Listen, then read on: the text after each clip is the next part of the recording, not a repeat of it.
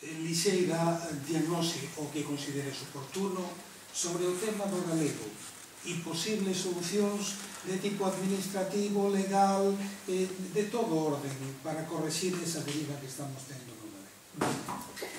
Ben, vamos a ver, para que a lingua propia de Galicia recupere a súa situación, o status político, xurídico e social que lle corresponde como lingua propia de Galicia, é dicir, para que a xente fale con liberdade a lingua que queira, fixadevos o que estou dicindo, a lingua que queira teñese que dar dúas circunstancias na nosa sociedade. En primeiro lugar, que haxe un coñecemento axeitado das dúas linguas que son oficiais, e en segundo lugar, que non exista prexuizos cara a ningunha delas.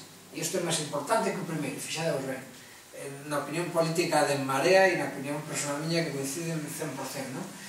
Digo isto porque, a vista dos datos do Instituto Galego de Estatística, hai unha parte crecente da poboación, sobre todo a poboación moza, que non é capaz de dominar algunha das 4 destrezas lingüísticas, que sabedes que son, pois eso, ser capaz de ler, escribir, escutar, falar. Ben, non existe, por unha parte crecente da poboación moza, a competencia en algunha desas destrezas lingüísticas. Por outra banda, na poboación máis avanzada, tampouco existen todas, sobre todo na competencia lectora, na lectoescrita, non existe esa competencia. Por lo tanto, segundo os propios Institutos de Estadística, existe un 20% de poboación, sobre todo a poboación moza, que xa non sería capaz de expresarse correctamente en galego, por lo tanto, que non pode expresarse nunha lingua, non pode escoller falar esa lingua. Nos entendemos que, claro, a nivel lingüístico, se queremos fornecer os parámetros para que se dá a liberdade lingüística, por lo tanto, a liberdade de escoller o galego como lingua de uso ordinario, en primer lugar, ten que darse unha situación de coñecemento de alfabetización completa. Fixadevos que, estou falando en termos moi académicos, pero que ten unha repercusión política evidente. O sistema educativo non está valendo para alfabetizar en galego, entran máis galegofalantes que salen do sistema educativo, o sistema educativo galego neste momento desgaleguiza, cantas rapazas e cantos rapaces, cantos niños e niñas entran no sistema educativo e volven falando castelán para casa. Non se está cumplindo nin a Lei de Normalización Lingüística neste sentido, nin a Carta Europea de Linguas Regionais e Minoritarias, a legislación está se cumplindo completamente, de forma absolutamente escandalosa.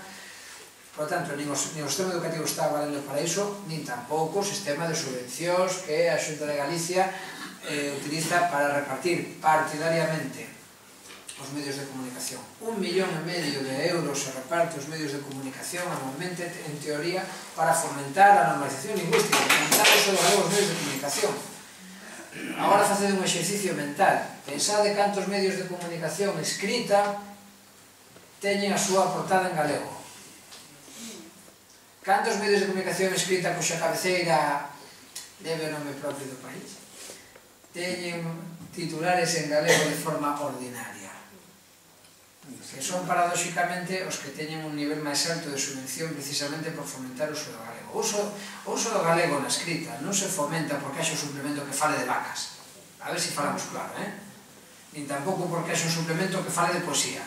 Xa está ben de que o galego siga igual que pasaba fai 120 anos nos medios de comunicación para falar de vacas e de poesía. Isto é o que está pasando en hoxe en día. E iso non pode ser. Fomentar o galego significa que a primeira noticia de portada veña en galego, que as páxinas locais veñen en galego, que as páxinas de política veñen en galego, e despois, se queren poñer suplementos, que poñen os suplementos na lingua que queira. E o fútbol teñía que ver en galego tamén. As cousas que lea a xente de forma ordinaria no xornal, non de forma separada, de forma letificada, e de forma na que, ademais, se estea estigmatizando e se estea reducindo os usos lingüísticos. Por iso dixen que, ademais do coñecemento da lingua, o segundo elemento que é máis importante que o primeiro é a extracción dos prexuizos. Para que alguén seña libre para facer algo non ten que ter prexuizos. E iso é ao que se dedicou o Partido Popular desde que chegou en 2009 a Xunta. O primeiro que fixo, a primeira norma que modificou o Partido Popular foi a Lei de Función Pública de Galicia, cunha exposición de motivos que era absolutamente aberrante, dicindo que se eliminaba en determinados supostos a obrigación do coñecemento do galego para garantizar a igualdade de acceso e que estaban supervindo barreiras lingüísticas como se saber galego supuxese unha barreira na función pública para que era parte da vida. para que alguén teña un dereito, para que a cidadanía teña dereito a desenvolverse ca administración en galego, alguén ten que ter un deber, e o deber de quen presta a función pública de coñecer suficientemente a lingua. Eso era o estigma, é dicir, o problema dos prexuizos é que, claro, crean as condicións para que non haxa liberdade. Claro, cando o decreto do uso do galego no ensino di que non se pode explicar en galego as matemáticas, que está dicindo? Que o galego non é hábil para a ciencia. Eso é inaceptable, e eso hoxe en día está sucedendo en Galicia. En Galicia está prohibido explicar as matemáticas en galego. É que é terrible. É terrible. O sistema educativo é un sistema que ten que preparar a cidadanía para que a cidadanía seña libre e seña crítica. Cando se dixo, no, por fin trouxemos a liberdade ao ensino, porque os nenos poden escoller en que lingua falan. Non estás entendendo nada da liberdade en termos constitucionais. O ensino non é para escoller, o ensino prepara para escoller. O ensino tenche que preparar para que coñezas ben as dúas linguas e despois utilices a que queiras.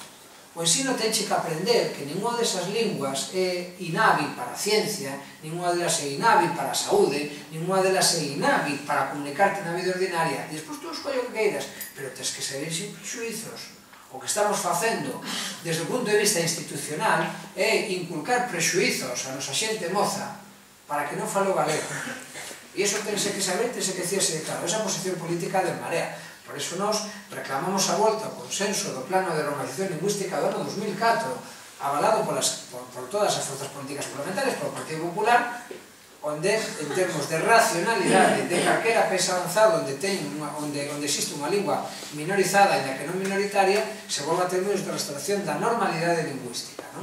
E, por lo tanto, a partir de aí, evidentemente, o reflexo da liberdade de calquera para escoller linguas oficiais, pero eso sí, que non fagan trampa.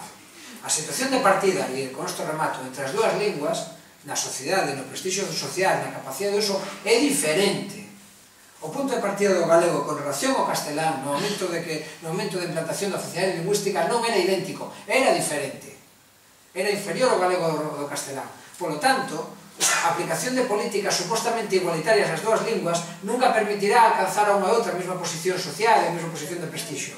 Por eso é necesario que a lingua que está en situación de inferioridade de condicións teña a oportunidade de igualarse ca outra, non para obter un privilexio, sino para obter a igualdade real.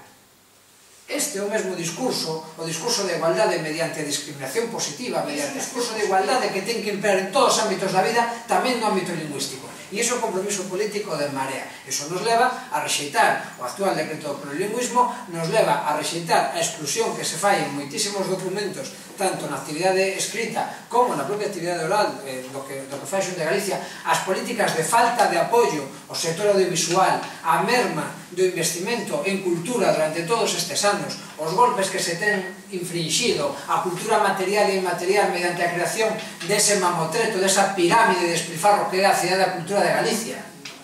Para que se fixo a Cidade da Cultura? E isto é unha posición política miña. Pero para que se fixo a Cidade da Cultura? Para ter onde xustificar enterrar os cartos de cultura que tiñan que ir para a cultura viva. Levan, canto, 200, 600, 600 millóns de euros metidos aí que podían estar metidos en bibliotecas, en asociacións de base, en recuperar patrimonio, como tamén aquí denunciades.